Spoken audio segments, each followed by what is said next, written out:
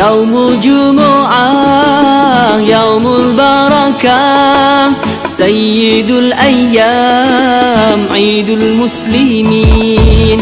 Hari Jumaat, hari yang berkah, penghulu hari para muslimin.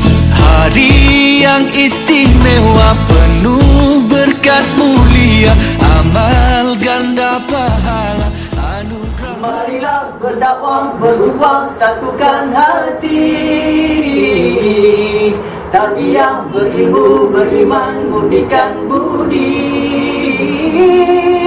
berjuang, berkorban, beramal, sucikan diri. Inilah nilaian pejuang yang dicari.